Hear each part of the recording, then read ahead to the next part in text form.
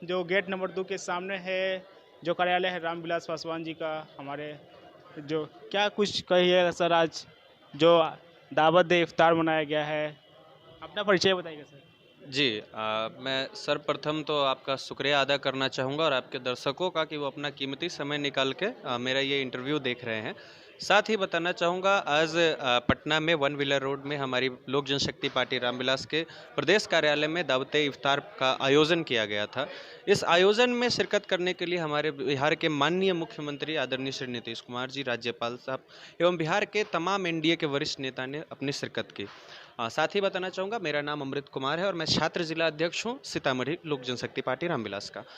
जी sir, छात्र जिला संघ का चुनाव होने वाला है कुछ दिन, वो कब होने वाला है सर? जी 29 तारीख को पटना में है छात्र संघ का चुनाव और निश्चित हमारी एबीवीपी और जो हमारी एनडीए से जुड़ी हुई टीम है उनकी विजय तय है, क्योंकि जनता और हमारे छात्र भी, क्योंकि वो छात्र ही कल हो के युवा बनेंगे और वही आगे चल के देश का भविष्य हैं, तो वो बिल्कुल जानते हैं इन चीज़ों को कि जो विकसित समाज, विकसित छात्र, विकसित राष्ट्र की बात करता है वही विकासशील अपनी पद्धति को अपनाता है। तो बिल्कुल छात्र संघ के चुनाव में मैं वेस्ट विशेष दूंगा कि हमारे जो भी समर्थित भाई एवं बहनें हैं, जो अभी प्रत्याशी के रूप में 5 प्रत्याशी हैं, मैं सबको आगामी में ही विजय श्री की शुभकामनाएं देना चाहूँगा। क्या तैयारियां चल रही हैं? जो छात्र संघ चुनाव है 29 तारीख को, आप लोगों ने कितने दिनों से तैयारियां कर रहे हैं और कहाँ तक तैयारियां हो गई हैं आप? देखिए विगत 3 महीने से मेरे संज्ञान में ये बातें हैं और मेरे कई सारे ऐसे मित्र हैं जो पूर्णतः अपना दिन रात एक करके छात्र संघ के इस चुनाव में लगे हुए हैं और बिल्कुल निश्चिततः ही मैं पूरी अपनी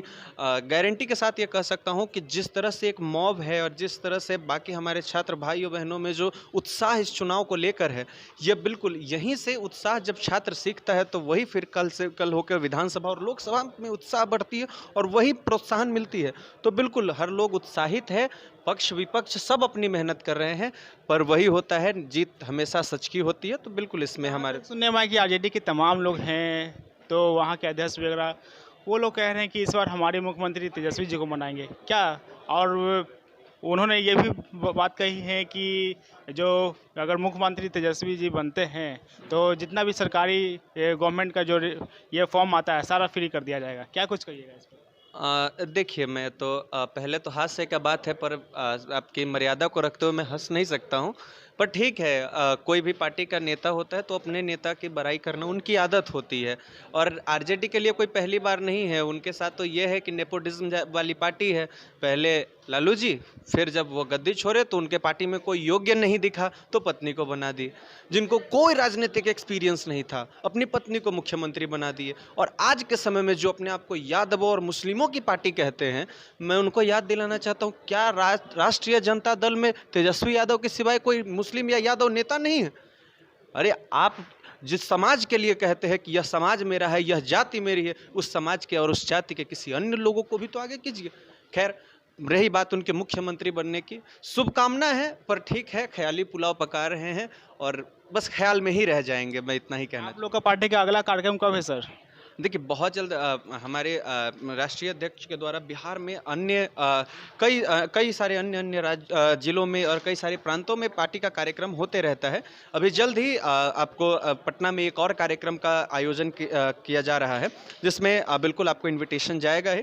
और मैं अब तमाम हमारे लोक जनशक्ति पार्टी रामविलास के कार्यकर्ता एवं तमाम बिहार के वासियों से मैं अनुरोध करूंगा कि बिल्कुल लोक जनशक्ति पार्टी के साथ आए, इस कार्यक्रम में आए, जुड़े और हमारा मनोबल मजबूत करें। क्योंकि देखिए, आप आज के समय जनता शिक्षित है, आप इसको वोट को नोट से नहीं ले सकते हैं।